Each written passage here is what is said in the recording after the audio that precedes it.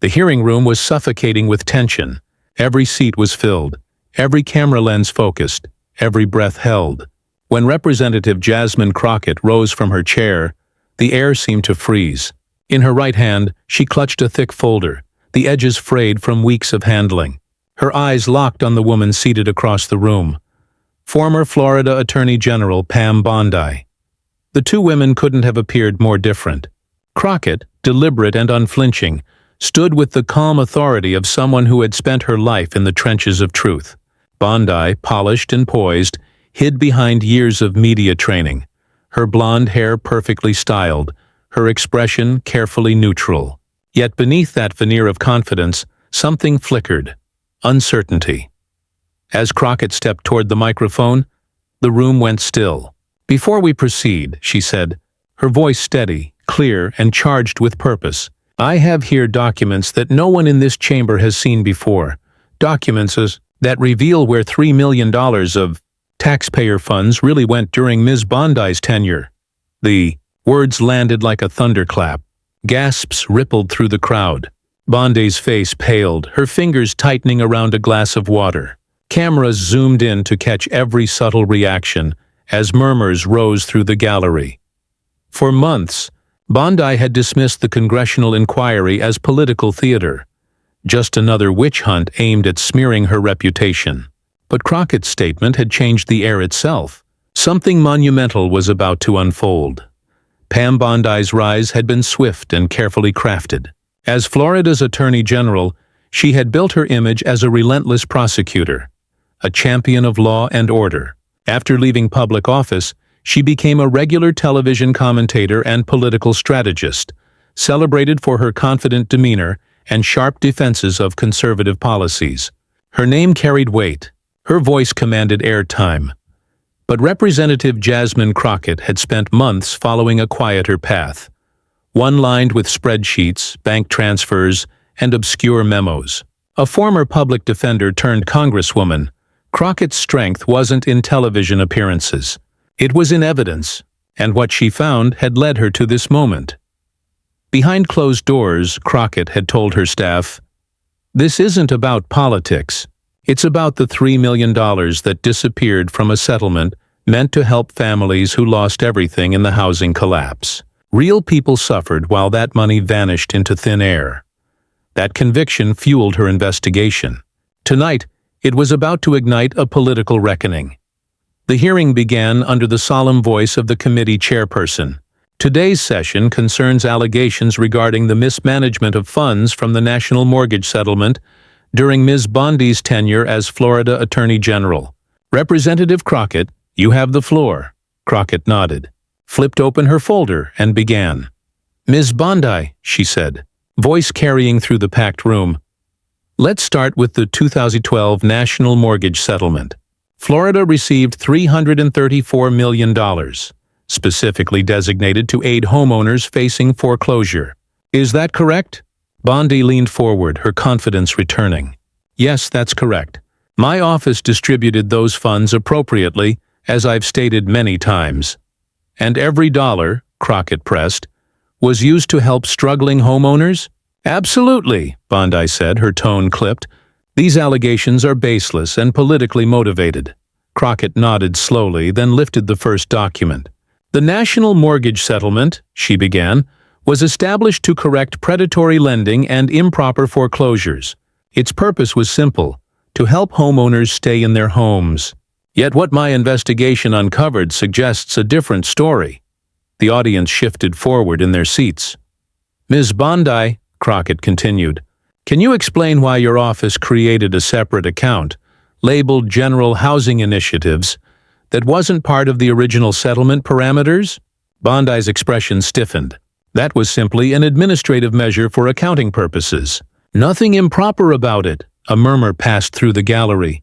Crockett placed another document on the projector, a memo from Bondi's office dated 6 months after the funds were received. It referenced alternative uses for housing allocations. She turned back to Bondi.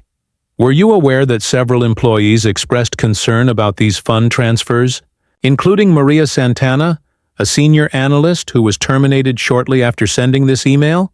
Bondi hesitated, then said evenly, "Ms. Santana was let go for performance issues. Her dismissal had nothing to do with that email." Crockett didn't look away. The email in question asked for documentation showing how those funds would benefit homeowners. 2 days later, she was fired. "Do you still consider that coincidence?" Before Bondi could respond, Crockett displayed a chart on the screen behind her, a timeline of fund transfers. It showed millions being redirected from homeowner relief accounts to newly formed entities with generic names. The crowd fell silent. "Ms. Bondi," Crockett said quietly, "are you familiar with an organization called Sunshine State Housing Solutions?" Bondi blinked. "It sounds familiar, but I dealt with many housing groups."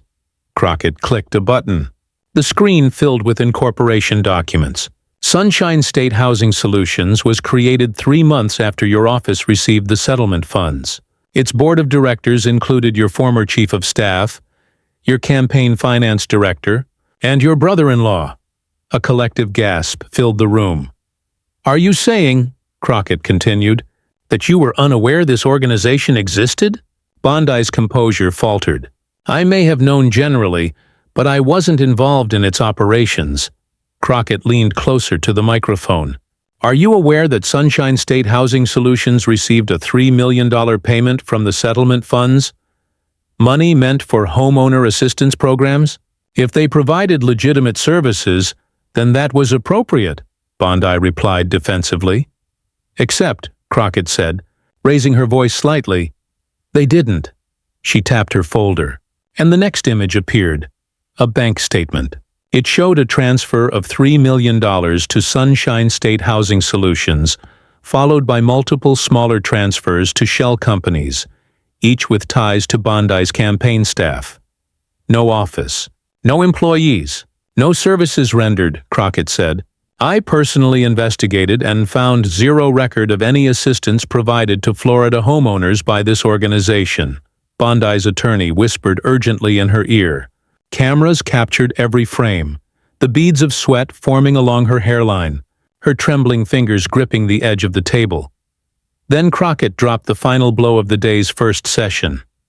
"Ms. Bondi," she said, her tone low but cutting, "are you familiar with this email sent from your personal account on March 15, 2013? The projector flickered again. The message appeared in bold letters across the screen. SS Housing Solutions all set up. 3.0 transfer complete. Use the usual channels for distribution. No public announcements needed. PJB. A wave of chaos swept the room. Reporters leapt to their feet, typing furiously. The chair pounded the gavel, shouting for order. When the noise subsided, Crockett's voice sliced through the tension. "Ms. Bondi, would you like to explain this email?" Bondi stammered. I don't recall this specific message. Without context, it's impossible." "Then allow me to provide the context," Crockett interrupted. Another slide appeared, this time a flowchart. Arrows connected account numbers, dates, and amounts, showing how the $3 million traveled from the state's settlement fund to Sunshine State Housing Solutions, and then to 7 different LLCs. Within 60 days, the money had purchased a Tampa waterfront condo, a yacht, and transferred over $800,000 to an offshore account in the Cayman Islands registered under Palm Beach Investment Group, a company listing Bondi as a beneficial owner. The room erupted. Again, Bondi's face went ashen. Her voice shook. "This is all circumstantial. You're connecting dots that don't—" "I connected them," Crockett cut in. "Over 6 months, with 27 witnesses, hundreds of financial documents, and verifiable bank records. The money that should have saved homes instead funded luxury properties, campaign insiders, and offshore accounts." Bondi's attorney whispered again, but she looked lost, drowning under the flood of evidence, and for the first time, the once untouchable Pam Bondi appeared utterly human, cornered, fragile, and afraid. The hearing adjourned for recess, but the story was far from over. When the committee reconvened an hour later, the hearing room had transformed from a place of formality into a theater of reckoning. The air was dense with expectation. Reporters who had sprinted to broadcast the revelations now crowded the aisles. cameras poised for whatever would come next. Pam Bondi sat motionless at the witness table, her earlier composure replaced by a stunned stillness. The folder in front of her lay open but untouched. Representative Crockett returned to her seat, calm, focused, every movement deliberate. The chairperson struck the gavel. "This hearing will come back to order," Crockett began without ceremony. "Ms. Bondi, before recess, you stated that the email displayed could not be confirmed. For the record, we have verified that the message originated from your personal account, using credentials registered to your home IP address at the time." Bondi looked down, saying nothing. Crockett continued, "I'd like to introduce our next witness, a former financial officer in the Attorney General's office who was responsible for processing settlement fund transfers." A middle-aged woman stepped forward and was sworn in. Her voice trembled only slightly as she spoke. "I was instructed to approve a $3 million transfer to Sunshine State Housing Solutions. When I questioned the documentation, I was told the order came directly from the Attorney General." The room fell silent again. "And what happened after you raised concerns?" Crockett asked. "I was removed from the mortgage settlement team within a week," the witness replied. "I was told the matter was above my pay grade." Crockett thanked her and turned back toward Bondi. "Do you wish to respond?" Bondi's attorney interjected quickly. "My client declines to answer on the grounds that an ongoing investigation may be compromised." But the damage had already been done. Crockett lifted another document. "Let's correlate that transfer with subsequent financial movements. Within 60 days of the payment, funds were dispersed through a series of shell companies and into accounts controlled by your former campaign associates. These records," she tapped the folder, "have been verified by 2 independent forensic accountants." The projection behind her changed again, revealing property records and corporate filings, photographs of a luxury yacht, a seaside condominium, and bank statements formed an unbroken chain of evidence. "This yacht," Crockett said evenly, "was registered to your brother-in-law's firm, purchased 2 months after the settlement funds were diverted.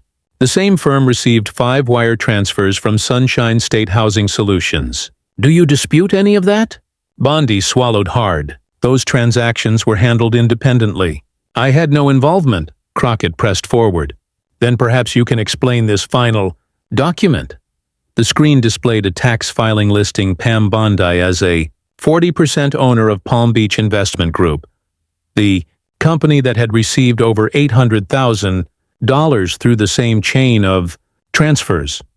The silence that followed felt like a verdict. Bondi's voice, when it came, was barely audible. "On advice of counsel, I decline to answer." The chairperson's gavel cracked sharply. "Let the record reflect the witness's invocation of the Fifth Amendment." A murmur rolled through the crowd like thunder. It was over. The once celebrated Attorney General had fallen silent under oath, the symbol of invincibility reduced to a single phrase of retreat. Outside the chamber, the world reacted instantly. News alerts blared across television screens. Former Florida AG Pam Bondi invokes Fifth Amendment in $3 million scandal. Crowds filled the Capitol steps, reporters shouting questions as security escorted Bondi through a side exit. A photographer captured her tear-streaked face as she climbed into a waiting black SUV, a single image that would dominate headlines for days. Inside the hearing room, Representative Crockett faced a wall of microphones. She spoke softly without triumph. "Today is not about politics. It's about accountability. $3 million meant to help families keep their homes went elsewhere. Our job is to find out why and to ensure it never happens again." Her words echoed across every network. Within 24 hours, the Department of Justice announced a formal inquiry into the misappropriation of settlement funds. Federal investigators raided the offices of Sunshine State Housing Solutions, seizing computers and boxes of financial records. 2 of Bondi's former aides were subpoenaed the same day.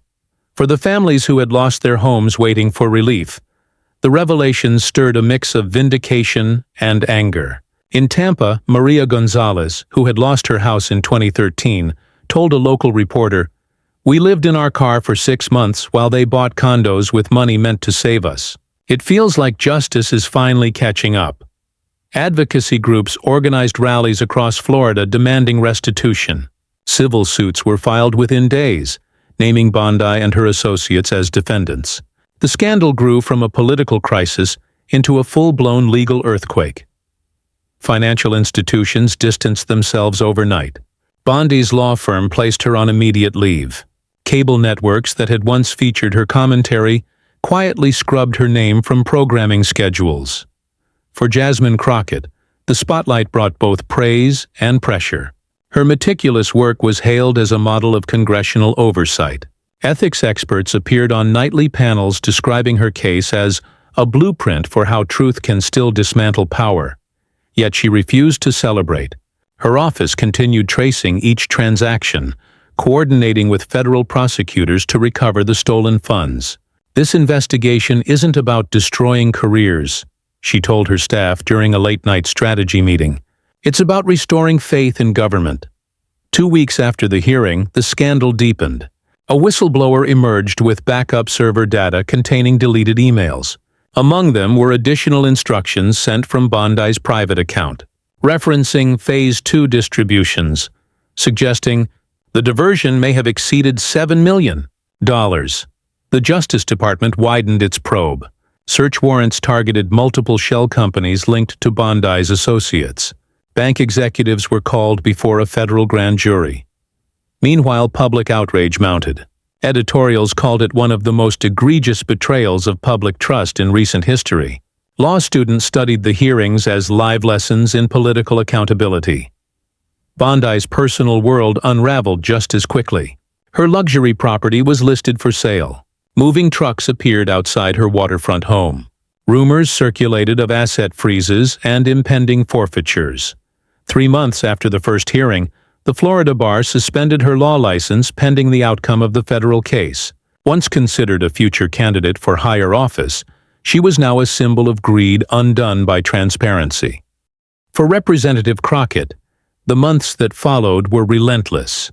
Her committee published interim findings confirming that the diverted funds had financed a network of shell entities used for political favors and personal enrichment. Through asset seizures and settlements, over $2 million were recovered and redirected to homeowner assistance programs.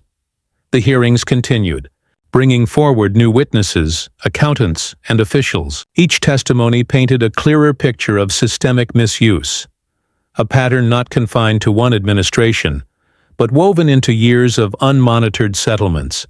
Crockett's persistence began inspiring reform.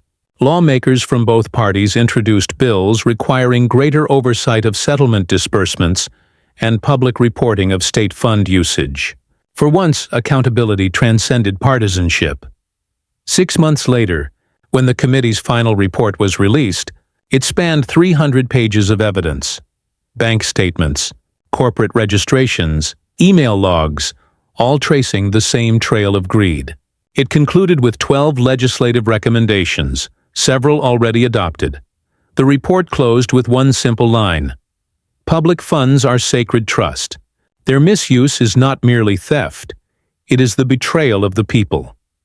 Outside the halls of Congress, the scandal had become part of American political memory. Documentaries chronicled Crockett's investigation. Universities cited the case in ethics courses. In living rooms across the country, the image of Pam Bondi sitting silent under the weight of evidence lingered as a cautionary emblem of how power can corrode when left unchecked. For homeowners like Maria Gonzalez, restitution finally arrived. She received assistance from the recovered funds and used it to place a down payment on a modest home. When interviewed, she said simply, "We waited 12 years, but justice finally knocked on our door." Representative Crockett declined interviews during the final stages of recovery efforts. When she did speak, it was with characteristic restraint. "This isn't my victory," she told a small audience at a civic forum in Dallas. "It belongs to every citizen who believes truth still matters. The system only works when people demand that it does." Her investigation would later be remembered not just for the downfall it caused, but for the integrity it restored. In the end, the Bondi scandal stood as one of the most dramatic political collapses of the decade. It began with an unnoticed line item in a budget and ended with a national reckoning over the stewardship of public money. For Pam Bondi, the consequences were irreversible. The Justice Department filed multiple indictments against her former aides, and negotiations began for a plea agreement that could spare her prison but cost her every remaining asset. For Jasmine Crockett, it marked the arrival of a new kind of congressional leadership, one grounded not in spectacle but in persistence. Her colleagues began calling her the financial detective. Editorial boards described her work as proof that oversight, when done right, could still serve the public interest. Years later, law students studying the case would find a single lesson woven through every page of evidence. Corruption thrives in silence, and silence breaks when someone dares to ask the right question. As the Capitol lights dimmed one evening months later, Crockett remained alone in her office, the original folder still on her desk. Its corners were worn, the pages marked with notes from endless nights of research. She ran her hand across the cover and exhaled. $3 million had vanished once. Now it was back where it belonged, helping families rebuild their lives. Outside her window, the city glowed in the fading light.